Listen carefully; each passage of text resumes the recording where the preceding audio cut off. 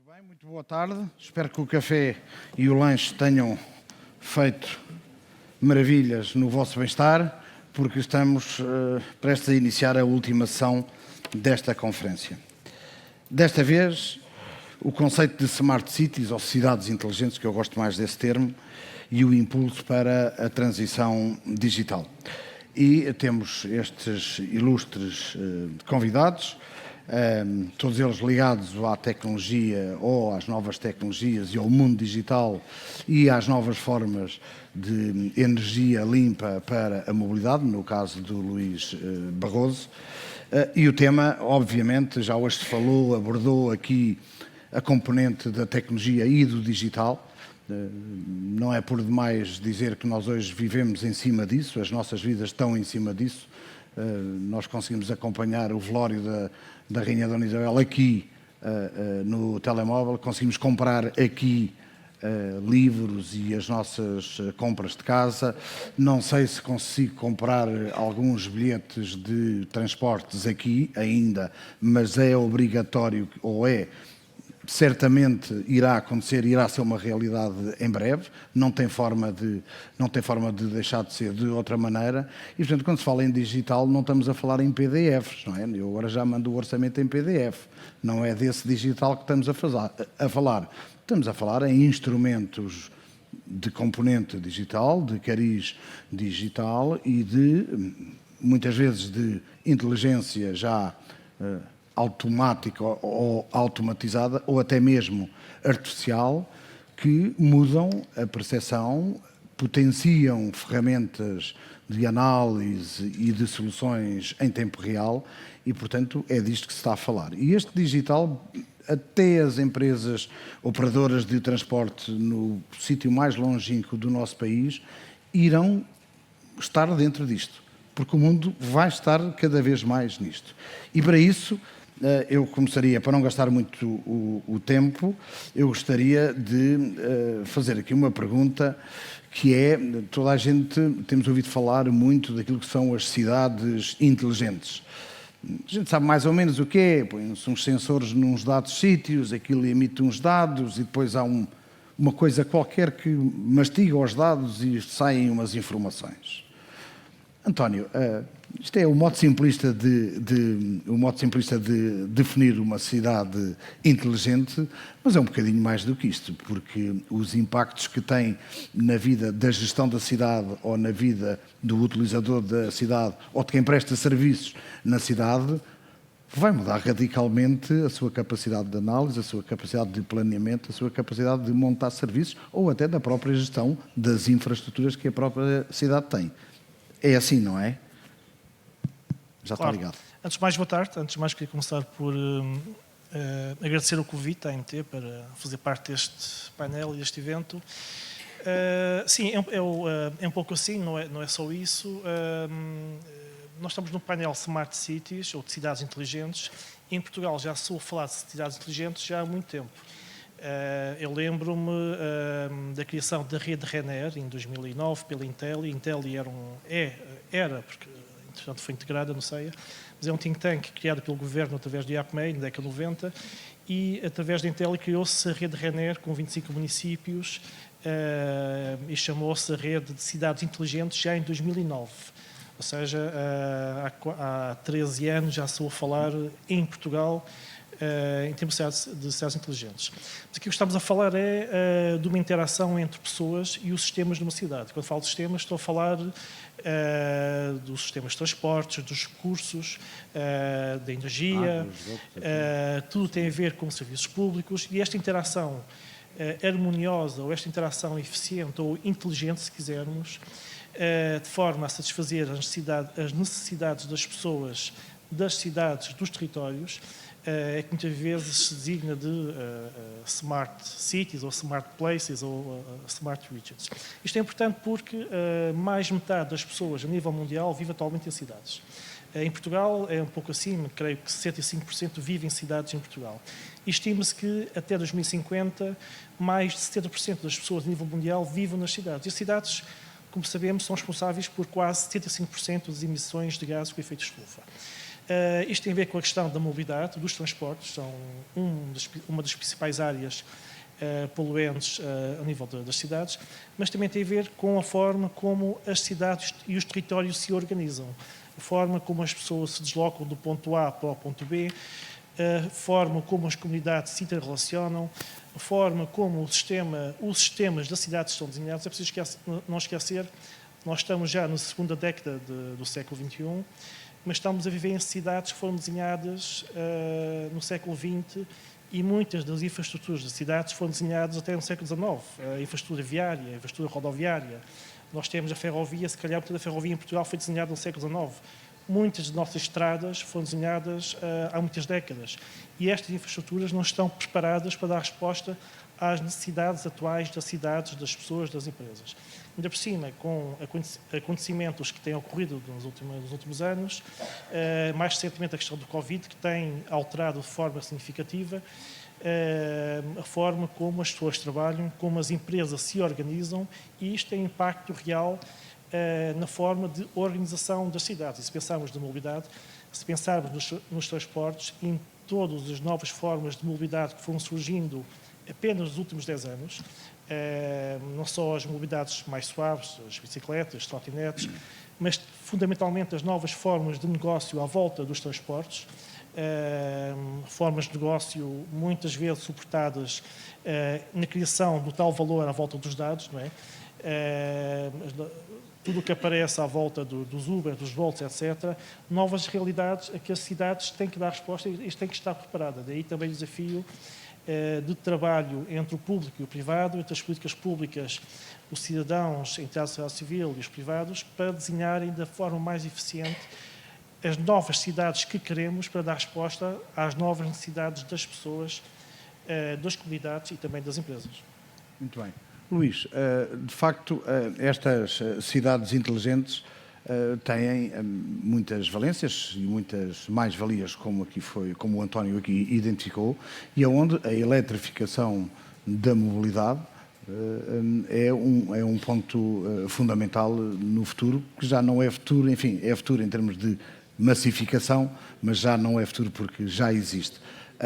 A questão do fornecimento de soluções de carregamento e as redes de carregamento numa cidade, enfim, Portugal está a dar os primeiros passos, muito trabalho tem sido feito, ainda faltará muito para fazer certamente, mas a eletrificação faz parte ou fará parte desta cidade inteligente e dos mecanismos que a cidade inteligente proporcionará para uma melhor mobilidade. Muito boa tarde a todos. Quero começar por agradecer o convite para estar aqui presente e também salientar que a engenheira Ana Paula Vitorino marcou o meu percurso profissional há mais de uma década e foi a primeira pessoa que teve a coragem de me desafiar para a administração pública, precisamente aqui nesta casa, pelo que é um prazer para mim estar aqui presente. Passado mais desta década, mais uma vez veio marcar um novo acontecimento, porque eu estou nestas funções na Mobié há mais de 3 anos, tenho participado em inúmeros fóruns públicos, tivemos 2 anos em que participava muito em webinars, adaptei-me também à fase dos webinars, mas é a primeira vez, de facto, que estou a participar, enquanto responsável da Mobié, num evento ligado à mobilidade. E, mais uma vez, através de um convite agora da AMT sobre liderança da engenheira Ana Paula. Até aqui eu tenho participado em muitos fóruns sobre sustentabilidade, mas a mobilidade não tem sido no setor. Revi muita gente com quem tive a oportunidade de partilhar a minha vida profissional durante uma época e é um prazer revê-los. Eu quase diria que isto seria quase um paradoxo, não é? Estamos num painel de cidades inteligentes, estivemos o dia todo a falar de transporte público e agora entra a mobilidade elétrica que privilegia o transporte individual. Isto parece quase um paradoxo. E, para que fique claro, para mim, número 1, obviamente, o transporte público, só que eu acho que não podemos viver em ilhas. E se há uma coisa que cada vez a modernidade nos tem vindo a dar, é que a interoperabilidade tem que estar na ordem do dia. E, quando estamos a falar de mobilidade, o que queremos é que as pessoas escolham aqueles modos que sejam mais eficientes para a sua deslocação. E temos que garantir que, de facto, as pessoas têm a opção de se moverem. E, por vezes, dependendo inclusivamente dos critérios que temos para a escolha dessa mobilidade, uma das vezes será mais eficiente optarmos mais por um modo e de outras, exatamente para o mesmo percurso, optarmos por outro modo. No caso da mobilidade elétrica, é hoje em dia de facto uma realidade, já não estamos a falar do futuro, é o presente. Estamos ainda numa fase muito embrionária, mas acho que no capítulo, e para isso eu tenho vindo a ser convidado muito para falar na área das Smart Cities, acho que o grande input que estamos a dar no âmbito das Smart Cities é a digitalização.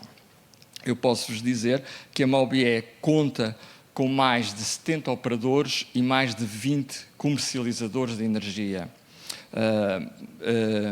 para a mobilidade elétrica. E o terceiro quarto, aquilo conforme é o mês, maior comercializador é uma startup portuguesa que tem uma base tecnológica. Ou seja, o que é importante no futuro e para as pessoas é, de facto, a tal acessibilidade que há pouco discutimos de manhã, é que, de facto, essa acessibilidade se faça na ponta do dedo. E que, cada vez mais, as aplicações nos resolvam quer o problema da escolha do trajeto, quer, inclusivamente, aquele trajeto que é mais eficiente segundo o critério que a gente tem. Por vezes é a urgência, é o tempo, é a velocidade, outras vezes é o passeio, outras vezes é uma questão mais normalística. E, com isso, há também que se distinguir o tarifário por trajeto. Portanto, eu não vejo tanto a questão do tarifário, deu-se muitos avanços agora na parte tarifária do transporte público, mas o caminho terá que ser também integrar não só o transporte individual na questão do estacionamento, que é o tradicional, mas também na deslocação, porque há situações, garanto, que o transporte individual vai continuar a se mostrar mais eficiente e, do ponto de vista quer económico, quer de sustentabilidade ambiental, que é para isso também que cá estamos a trabalhar. Exatamente. Ok, Paulo, as cidades inteligentes, já aqui foi dito, pode querer complementar aquilo que já foi dito ou contrapor aquilo que achar por bem, mas há uma dimensão daquilo que é a digitalização e aquilo que é as novas tecnologias e até a própria cidade inteligente, que é a inteligência artificial, que é uma coisa que todos nós falamos, sabemos mais ou menos o que é, mas os impactos que tanto a digitalização como a cidade inteligente e a própria inteligência artificial, os impactos que terão ou que poderemos prever que possam vir a ter naquilo que é o futuro em termos das deslocações e das cadeias de mobilidade, é uma coisa de uma dimensão que ninguém conhece. Dizia-me há bocado, em jeito de conversa rápida, o que é que seria a inteligência artificial a gerir os canais, as vias da ponte 25 de Abril. Por acaso disse sobre o Tejo, mas... Foi sobre o Tejo? Pronto. Está bem, pronto. Que é a mesma, não é? Que é a mesma ponto. Não é que, Paulo, se quiser contrapor ou adicionar o comentário sobre a importância das cidades inteligentes com este acrescento da inteligência artificial e o impacto para a descarbonização? Obrigado. Em primeiro lugar, obrigado pelo convite e dizer que estou aqui mais na qualidade de representante, aliás, coordenador do LASI, que é um consórcio de grupos de centros de investigação que vão desde de Barcelos, quem conhece Barcelos sabe que há lá uma Casa Amarela muito famosa, e vai até à Costa da Caparica com os colegas da Nova, passando pelo Minho, pelo Porto, Coimbra, Aveiro, etc. E o que nós disponibilizamos são centros de investigação que trabalham nas diferentes dimensões da inteligência artificial, que vamos desde os fundamentos mais teóricos centros como o meu, por exemplo, como o meu, ou seja, no qual eu trabalho, o algoritmo, que é, de facto, muito ligado ao desenvolvimento, à aplicação de tecnologia, e por isso é que lhe chamamos sistemas inteligentes. Falou em cidades, deixe-me só dizer uma coisa. A maioria das definições que foram aqui apresentadas são muito interessantes e têm na genes a gestão das redes que as cidades tinham.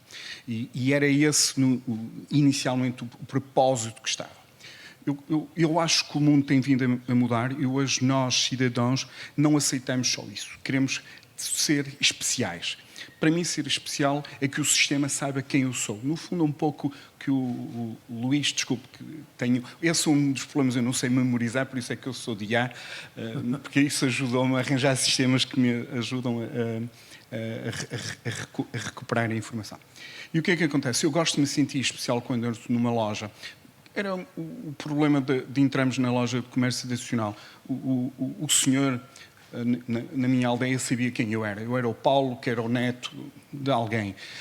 E hoje nós queremos essa mesma sensação. Isto é, quando temos experiência, sejam ela na ponta do dedo ou nos óculos com realidade aumentada, enfim, seja onde for, nas diferentes interfaces que vamos utilizar, nós queremos nos saber ser especial. Por exemplo, eu gostaria de ter tido a capacidade, quando cheguei há pouco, que até lhe tive vindo agora a pedir informações, eu não sou de Lisboa, eu moro na capital, na verdadeira, que é a primeira, que é Guimarães, e não sei... Desculpem lá, mas o bairrismo não é assim. Mas eu gostaria de automaticamente o sistema ter detectado que eu estava em Santa Apolónia, enfim, foi a estação que eu escolhi como ponto de chegada, e que automaticamente me tivesse dito qual era o melhor trajeto, como disse. Mas essa informação eu não deveria ter a necessidade sequer de a colocar, porque na minha agenda estava marcado que eu vinha aqui, eu tinha que estar aqui a umas X horas, não é? E esse é que é inteligente, que é a utilização da informação com comportamentos inteligentes.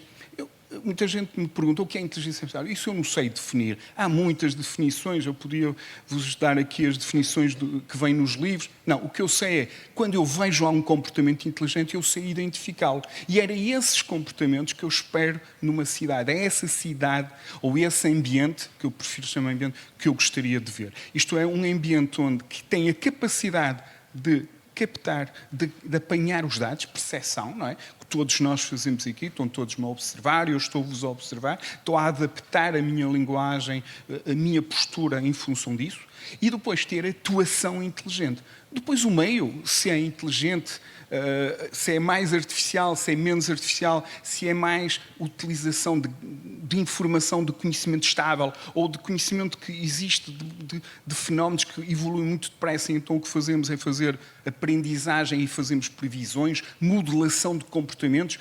Quem sabe um comportamento tem sempre um erro.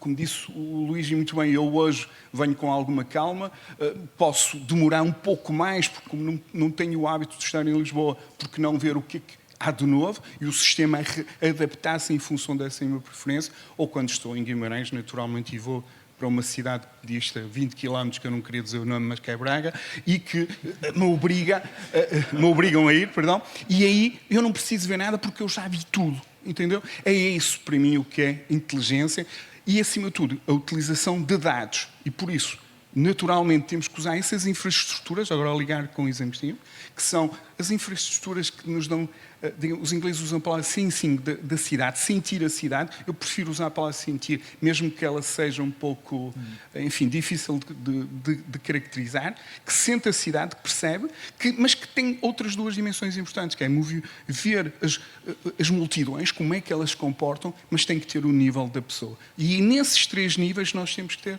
respostas que possam ser caracterizadas por inteligência artificial. Paulo, isso é, na sua opinião, o ser tratado com a tal distinção que íamos à loja do São Manel? Exatamente, porque esta geração, quando nós falamos desta nova geração que está a surgir, eles querem ser tratados de forma diferente, porque dominam estas tecnologias e sabem que o sistema não pode dar a mesma resposta a si e a mim e ao Luís, porque temos naturalmente comportamentos diferentes. Quem trabalha no marketing sabe isso muito melhor do que eu, que é no fundo o que estamos aqui a falar, é o one-to-one. E essa é que é, e só poderemos ter uma cidade inteligente quando ela reagir.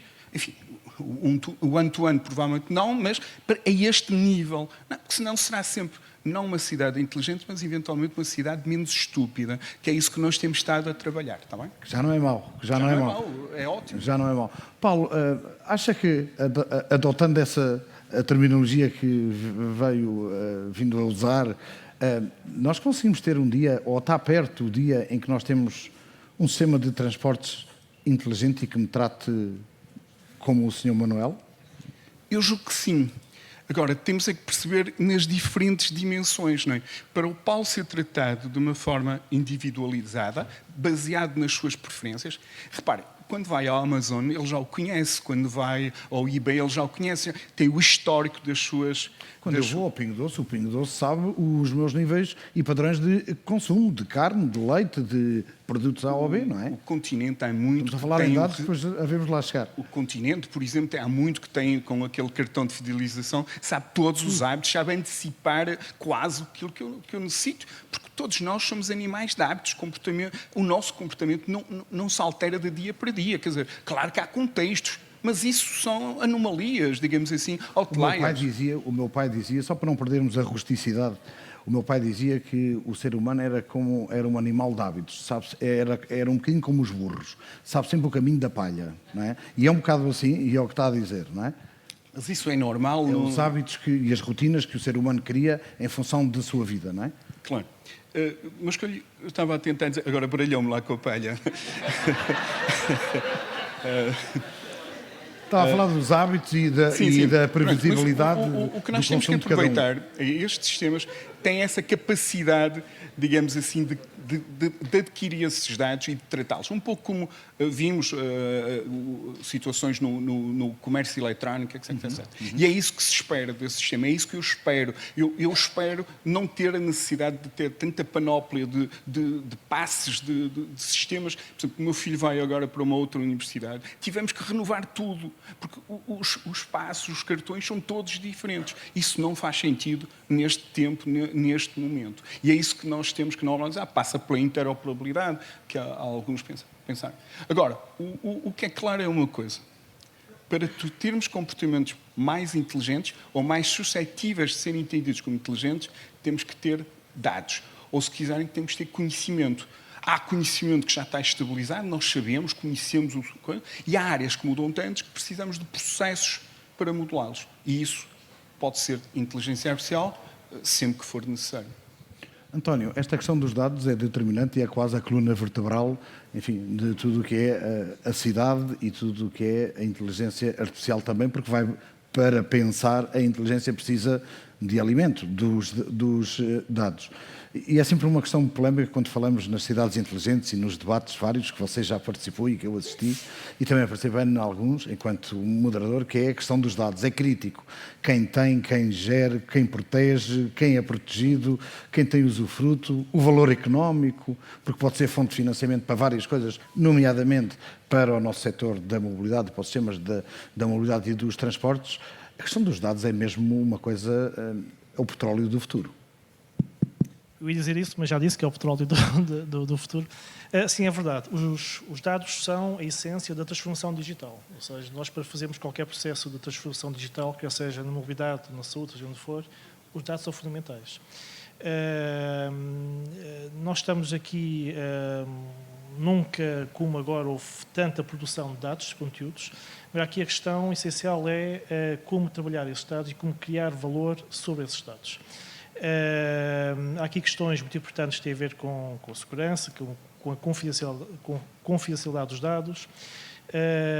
A União Europeia aprovou recentemente a Estratégia Europeia para os Dados, que foi aprovada há poucos meses e que tem que entrar em vigor até setembro de 2023, com um conjunto de orientações, de requisitos, de standards, para a produção de dados, para a utilização e reutilização de dados, quer públicos, quer privados.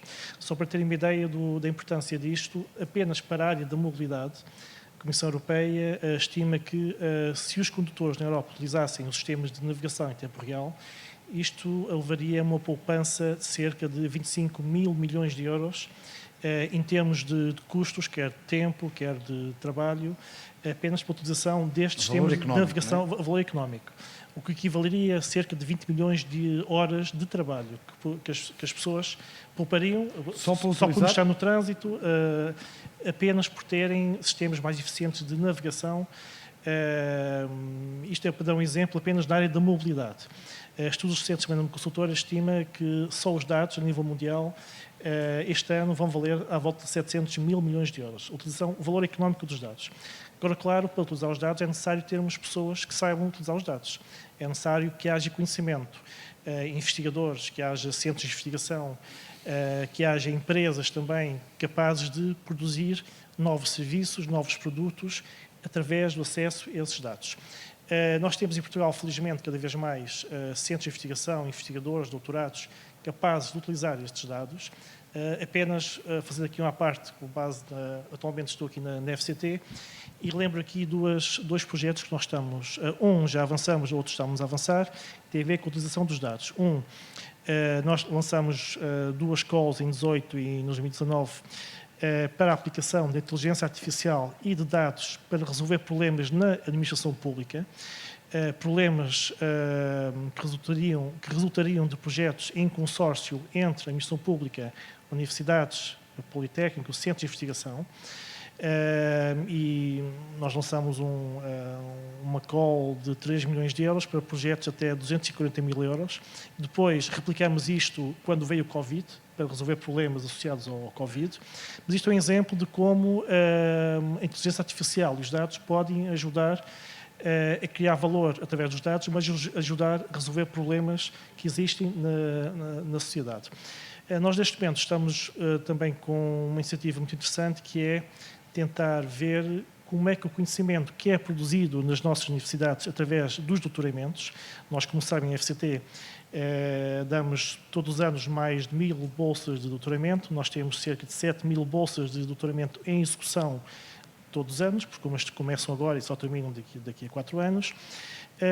E há muito poucas bolsas que são desenvolvidas em ambientes não académicos, ou seja, há muito poucas bolsas que são desenvolvidas empresarial, em empresas ou outras entidades públicas, municipais, empresas municipais, etc.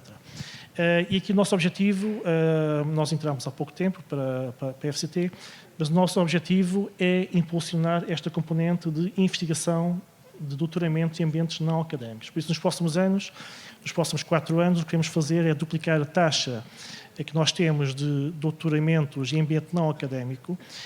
Daí também lançar o desafio às entidades que estão aqui, a maior parte delas são não académicas, são empresas, são autoridades municipais, empresas municipais, autarquias, que aqui o principal destino são vocês, ou seja, o que nós queremos impulsionar é que haja doutoramentos, são pagos pela FCT a 100%, em ambientes não académicos. Para quê? Para utilizar conhecimento, para utilizar dados em prol de soluções para resolver problemas que vocês têm, neste caso da mobilidade, dos transportes, das smart cities, etc. Por isso, vamos dar novidades mais nos próximos tempos, mas estejam atentos, porque nós vamos ter convosco, vamos ter com vocês, aliás, para que nos ajudem também a integrar estes doutorados.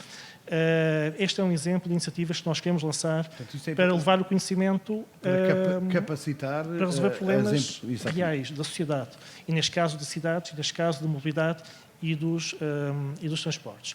Mas para dizer que a questão dos dados é muito importante, também está em fase de elaboração já há algum tempo a Estratégia Nacional para a Smart Cities, onde a componente dos dados é muito importante.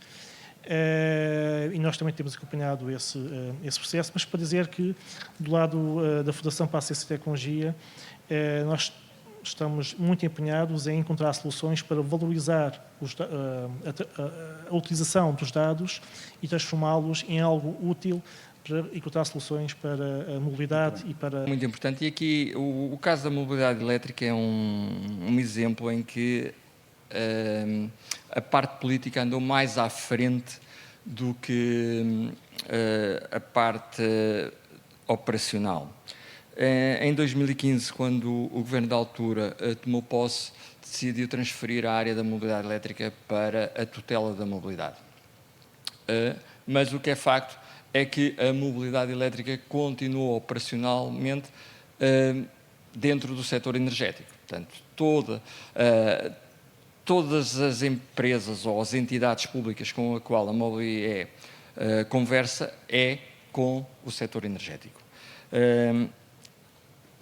É importante o setor energético, atenção, e o modelo de mobilidade elétrica que nós temos é um modelo único, que tem uma vantagem ímpar e que esta interoperabilidade que agora a União Europeia vai começar a obrigar os países da União Europeia, nós já estamos lá, deve-se sobretudo a essa integração do setor energético. Mas é importante que o setor energético, de facto, dependa daquilo que percebe.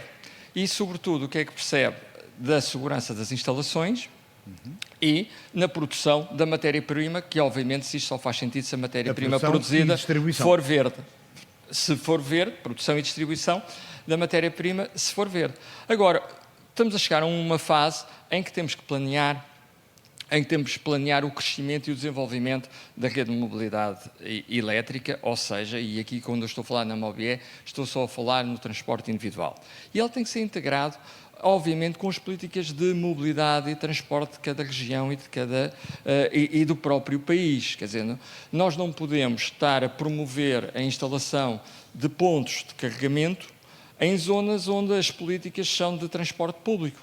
Portanto, porque não faz sentido, quer dizer, estamos a dizer às pessoas, olha, por um lado, olha, convido-vos a levar para aí o carro, mas não quero que continuem a optar pelo transporte público. Portanto, temos que ser inteligentes e, com isso, temos que, de facto, ter uma maior integração com o sistema, com o setor da mobilidade, a nível do planeamento e desenvolvimento da infraestrutura de carregamento. Nós próprios, ao percebermos disso, lançámos a semana passada um grande concurso público para o estudo do desenvolvimento da mobilidade elétrica, mais do que isso, mobilidade sustentável, uma vez que também já temos competências, o nosso Ministro transferiu-nos essas competências para desenvolvermos também uma infraestrutura, começámos a pensar no desenvolvimento de uma infraestrutura a hidrogénio. Portanto, tudo no âmbito da sustentabilidade e também para respondermos àquilo que vai ser o novo regulamento europeu, que deverá ser aprovado durante o próximo ano. Portanto, começarmos a fazer o trabalho de casa. E nesse sentido, nós exigimos especialistas de mobilidade, especialistas de ordenamento regulatório e, obviamente, especialistas em transição energética. Mas temos que ter este mix e cada um tem que dar o valor acrescentado que seja necessário. Em termos de Mobié, nós temos a vantagem que nascemos na era do digital e, portanto, a nossa vida e a nossa interoperabilidade é garantida através de um sistema que recolhe a informação de tudo o que está na rede. E, em abril passado, lançámos no nosso site um portal que chamamos Mobidata. É um projeto em que damos a informação em tempo real de tudo o que está a acontecer na nossa rede de mobilidade elétrica. Quem quiser saber qual é a disponibilidade da rede, é uma das questões que me colocam muito, mas não há carregadores. Não, para vocês terem uma ideia, em alturas de pico, a utilização da rede global não atinge os 25%. Não é? O que, em ocupação de transporte público, seria é fantástico. Portanto, há muitos pontos de carregamento. Aqui, por exemplo, na área metropolitana de Lisboa, mais de 30% da capacidade instalada está na área metropolitana de Lisboa, sobretudo nos municípios. Mais de quanto? Desculpa. Mais de 30% do país todo. Já temos mais de 2.780 postos de carregamento espalhados, como o Sr. Ministro disse há pouco, nos 308 municípios do país, com mais de 5.000 pontos de carregamento. E como há pouco ouviram, temos um objetivo para 2025, que é amanhã, de triplicar estes pontos. E é preciso definir onde é que vamos triplicar estes pontos, onde é que é necessário fazê-lo, e, muito importante também, onde é que é economicamente possível fazê-lo, porque ligar postos de carregamento à infraestrutura de energia também não é simples. Esse planeamento ou essa previsão ou identificação dos locais onde irão fazer crescer a rede, são ouvidos os interlocutores, entre os quais as autoridades que tratam Para mim não faz sentido sermos nós a definir onde é que queremos, porque nós vivemos o nosso mercado é liberalizado. O que me faz sentido é que a gente crie critérios que não sei quais são, por isso é que contratei um estudo para o efeito, que definam o que é que faz sentido. Se é o número de pessoas, se é o número de casas, se é existir uma frequência de transporte público ou não. Portanto, todo este mix, e daí as diferentes valências, é que irão definir para quê? Para que o setor privado, os municípios e, em último caso, nós, enquanto instrumento público de desenvolvimento da mobilidade sustentável, intervirmos de uma forma concertada com aquilo que é o ordenamento do território, o planeamento de desenvolvimento futuro. Tudo isto com um manancial de dados que nós recolhemos permanentemente, em permanência, e que, de facto, a grande questão é o tratamento dessa informação. Mas podemos aproveitar o tratamento dessa informação também para a tal interoperabilidade com os sistemas de transporte público, uma vez que nós temos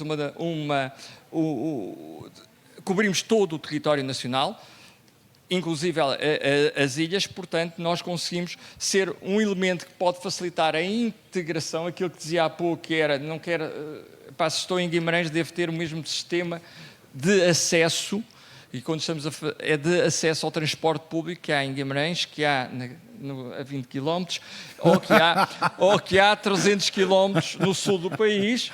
Portanto, tudo isso é importante. Mas, relativamente, deixa-me só aqui, é muito importante, relativamente ao financiamento também da infraestrutura, porque tudo isto depois roda em função da infraestrutura. Nós também falamos sempre dos financiamentos tradicionais, mas é muito importante que o setor da mobilidade se modernize para os novos negócios.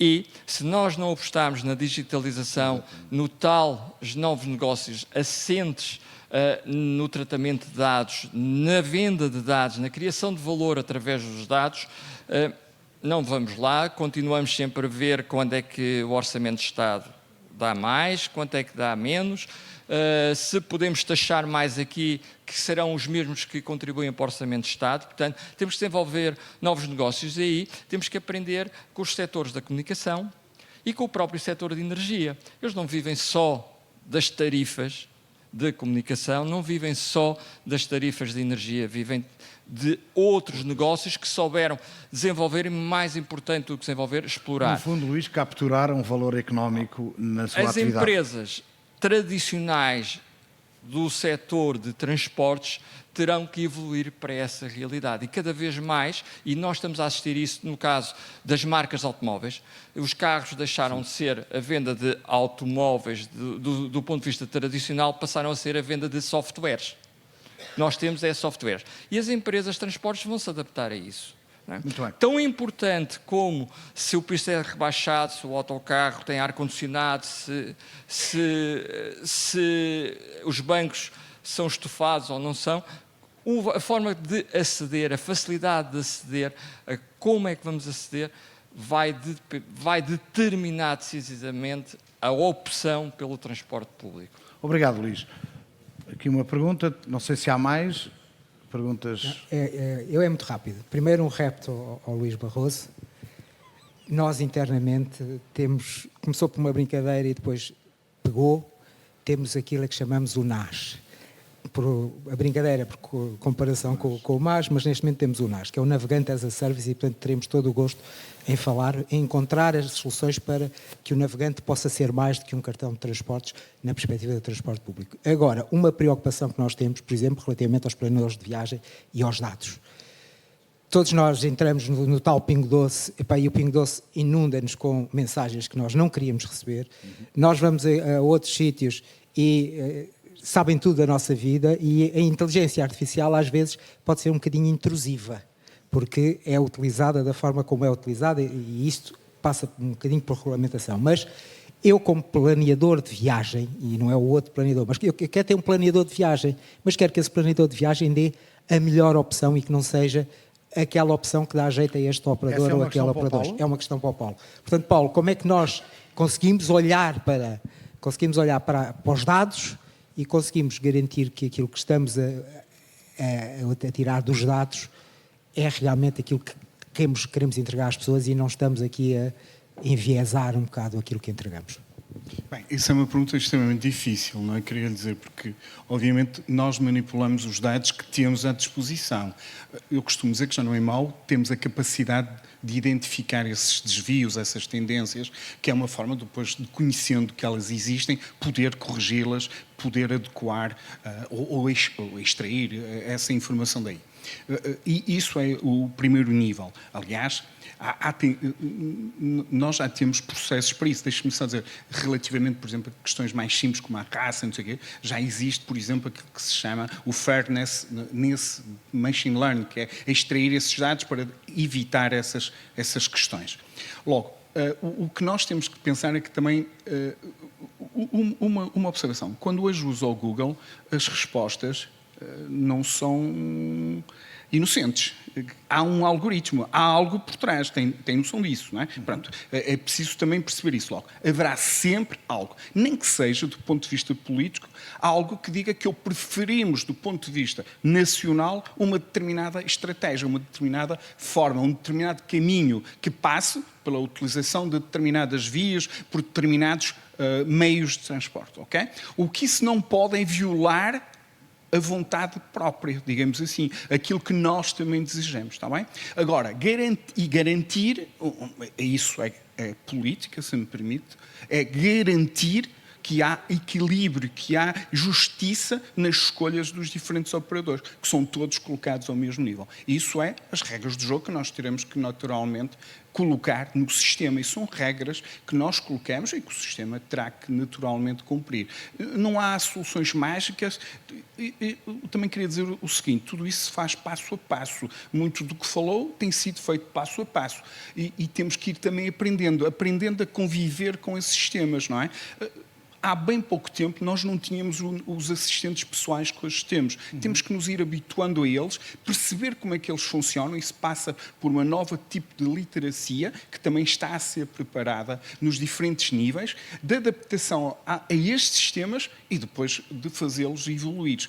Não quero passar, ou não devemos querer passar de um mundo de ainda simples zeros e uns para um mundo onde estamos a ser bombardeados por sistemas de recomendação, muitas vezes inúteis. Já agora, isso também é uma preocupação.